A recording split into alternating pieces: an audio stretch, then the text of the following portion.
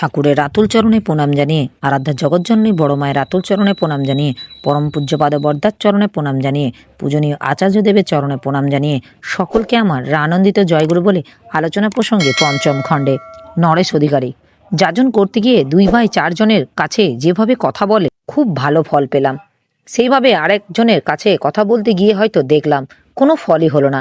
যাজনের এমন কোনো নির্দিষ্ট কায়দা কি আছে যা প্রত্যেকের কাছে প্রাণস্পর্শী হবে?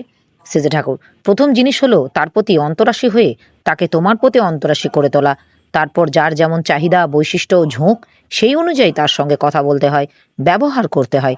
যাজনের কোনো একঢালা নিয়ম নেই।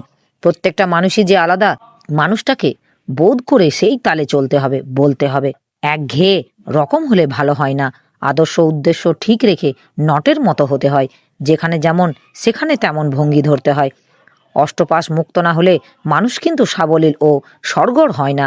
ভাব যদি অকৃত্রিম হয় এবং তার অভিব্যক্তি যদি অবাধ এবং সহজ ও শোভন হয়, তবে তা প্রত্যেকের প্রাণ স্পর্শ করে। তাই ভাবমুখী হয়ে থাকতে হয়। একটা ইষ্টরঙ্গিল আনন্দময় কর্মমুখর উল্লাস জাগিয়ে রাখতে হয় প্রাণে। ওই হবনমুখী উল্লাসের হওয়ার একের থেকে চারিয়ে যায় অন্যের ভিতর। যাজন এমনি করে চরিত্রে স্তত হয়ে ওঠে। সব কিছুর ভিতর দিয়ে আবার মধুর ও শক্তিমান ব্যক্তিত্বের দোতনা ফুটে ওঠা চাই। হালকা ও দুর্বল ব্যক্তিত্ব নিয়ে কিন্তু মানুষের অন্তরের প্রভাব বিস্তার করা যায় না। রমন পাল, সবার ব্যক্তিত্ব তো মধুর ও শক্তিমান নয়। দুর্বল ব্যক্তিত্ব যাদের, তারা কি করবে? সেজে ঠাকুর, প্রত্যয়ী যার যত পাকা, ব্যক্তিত্ব তার তত শক্তিশালী হয়ে ওঠে। ইষ্টনিষ্ঠ আত্মবিশ্বাস সম্পন্ন কৃতি অথচ নিরহংকার যারা, তাদের মানুষ শ্রদ্ধা না করে পারে না। দক্ষতা ও বিনয় এই দুইয়েই সমাবেশ চাই।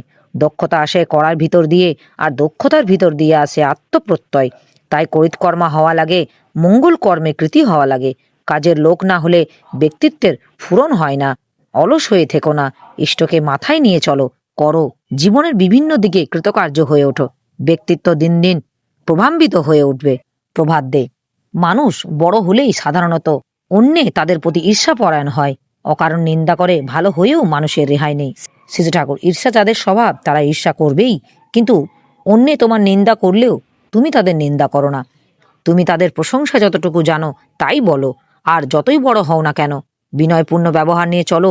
ক্ষুদ্রাদ্যুপি ক্ষুদ্রা যে, তাকেও বিহিত শ্রদ্ধা এবং সশ্রম্য মর্যাদা দেখিয়ে চলো। তোমার ক্ষমতা যতখানি কুলায় প্রত্যেকের ভালো করো, ভালোবেসো প্রত্যেককে। এতে দেখবে ঈর্ষা করেও তোমার কিছু করতে পারবে না। মানুষ আস্তে আস্তে সবই বুঝতে পারবে। আমার ডাক্তারি জীবনে অন্য ডাক্তাররা আমার ক্ষতি করতে কম চেষ্টা করেনি, কিন্তু তাতে আমার প্রসার বেড়েছে ছাড়া কমেনি। বরং যারা অযথা নিন্দাবাদ করেছে তাদের উপরই মানুষ চটে গেছে। তবে রোগীর ভালো যাতে হয়, তাই কিন্তু ছিল আমার লক্ষ্য। পয়সার কথা কোনোদিনও ভাবিনি। রোগীকে আরাম করে তোলাই ছিল আমার স্বার্থ। কোনো রোগীর ভার নিলে তার খবরের জন্য ছটফট করতাম। বারবার রোগীর বাড়িতে গেলে ডাক্তারের কদর থাকে না, তাই রোগীর বাড়ির আশপাশ দিয়ে ঘুরতাম। যদি বাড়ির কারোর সঙ্গে দেখা হয় আর একবার দেখতে বলে, তাহলে পড়তে যাই। এই রকম ছিল মনের অবস্থা। রোগীর জন্য ভাবতাম খুব, খাটতাম খুব। সব দিক দিয়ে ভেবে চিনতে পড়ে শুনে নির্ঘাত ওষুধ দিতাম। তাই যত কঠিন রোগী হোক প্রায় সবই তাড়াতাড়ি সেরে উঠত। ভালো করতে পারিনি এমন ঘটনা বড় একটা মনে পড়ে না। আর আমার প্রসার বাড়াবার জন্য কাউকে খাটো করা লাগাতে পারে এমন তোর কথা আমার কোনোদিনও কল্পনায় আসেনি। আমি বুঝি মানুষকে বড় করা মানে বড় হওয়া, আর খাটো করা মানে খাটো হওয়া। তবে অকারণ অত্যাচার ও ষড়যন্ত্র যথেষ্ট হয়ে থাকে। সত্যের প্রতিষ্ঠা যারা করতে চায় তাদের শত্রু অন্ত নেই। তাই অস্তিত্ব যাতে বিপন্ন না হয় সেই জন্য হুঁশিয়ার থাকতে হয়। অক্ষয় প্রত্যণ্ড। হুঁশিয়ার থাকা বলতে কি করতে হয়? শ্রী ঠাকুর, পরিবেশের প্রতি সজাগ দৃষ্টি রেখে চলা লাগে। কোথায় কে কি মতলব বা অভিসন্ধি নিয়ে ঘুরছে, এবং কারো ক্ষতি করার মতলব থাকলে সে যাতে ক্ষতি করতে না পারে এমনতর ব্যবস্থা করা রাখা লাগে। আপনি ভালো কাজ করলেও অসৎ প্রকৃতি সম্পন্ন অসুয়া পরবশ যারা, তারা কোনভাবে তা ব্যাখ্যা করবে এবং তাদের কোন প্রবৃত্তি আহত হওয়ার ফলে তারা কি বাঁক নেবে, এটা আঁচ করা চাই এবং আঁচ করে তার প্রতিকারের জন্য প্রস্তুত হওয়া চাই। শয়তানি বুদ্ধির দ্বারা অভিভূত হওয়া ভালো নয়, কিন্তু শয়তানের ক্রিয়াকলাপ সম্বন্ধে অজ্ঞাত নিরাপদ নয়, তাতে বেঘরে পড়ে যেতে হয়। তাই ভালো মন্দ এই দুয়ের সম্বন্ধে পাকা বুঝ থাকা চাই এবং মন্দকে প্রয়োজন মতো নিষ্ক্রিয় করার কাজে লাগবার কৌশল আয়ত্ত করা চাই।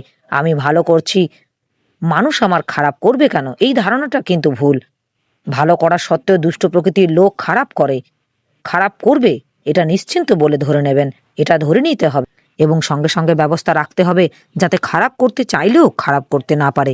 বহু লোকের দায়িত্ব নিয়ে যারা চলবে তাদের এদিকে বিশেষ দৃষ্টি চাই। তাছাড়া আপনি হয়তো ভালো মানুষ, ভালো উদ্দেশ্য নিয়ে ভালো কাজই আপনি করতে চান।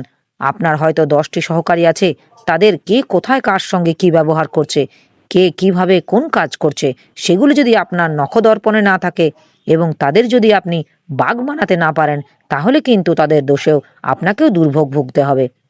তারা যদি কোনো অন্যায় করে লোকে মনে করবে আপনি তাদের উস্কে দিয়েছেন, অথচ আপনি হয়তো তার কিছুই জানেন না। এইভাবে উদর পিণ্ডি বুধোর ঘাড়ে এসে পড়ে। অবশ্য আপনার সহকারী যারা, তাদের দোষ ত্রুটির জন্য আপনাকে দায়ী করা কিছু অস্বাভাবিক ব্যাপার নয়।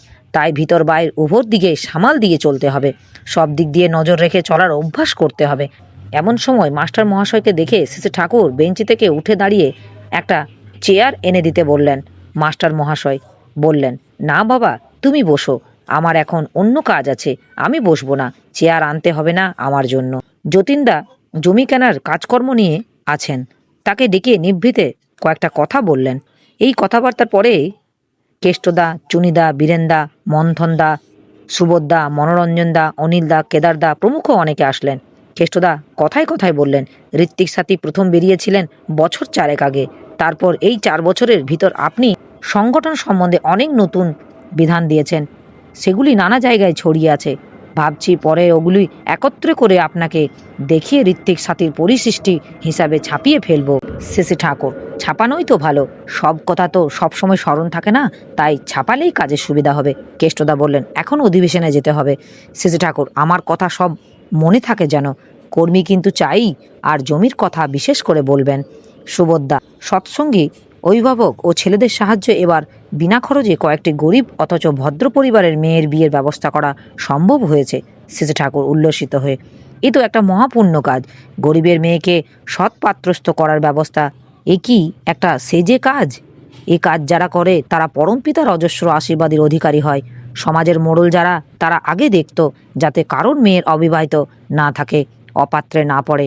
তোমরা ঋত্বিকরা হলে সমাজের মোড়ল স্থানীয়, তোমরা এদিকে লক্ষ্য দিলে মানুষের খুব উপকার হবে, আর এদিকে লক্ষ্য না দিলে উপায় নেই। শিরে করলে সর্পাঘাত, তাগা বাঁধবে কোথায়? শেষে ঠাকুরও কথা শুনে অনেকে হেসে ফেললেন। শেষে ঠাকুর, হাসির কথা নয়, বিয়ের মধ্যে যদি গলদ ঢুকে যায় তাহলে জাতির শিরে সর্পাঘাত হয়ে যাবে, তারপর আর ওঝাগিরি ফলাবার জায়গা থাকবে না, ভালো মানুষই জন্মাবে না। বাইরে দেখতে মানুষের চেহারা, অথচ ভিতরে যদি মানুষের সত্তা না থাকে, তাহলে তাদের উপর যতই ঋত্বিকতা করো না কেন, সুফল কমই ফলবে তাতে। এরপর কর্মীরা বিশ্ববিজ্ঞান ঋত্বিক অধিবেশনে গেলেন। আমার এই আলোচনা প্রসঙ্গে কিছু ভুল ত্রুটি হয়ে থাকলে আপনারা আমায় ক্ষমা করবেন। উপস্থিত দাদা, ভাই, বোন, মায়েদের আমার আনন্দিত জয়গুরু।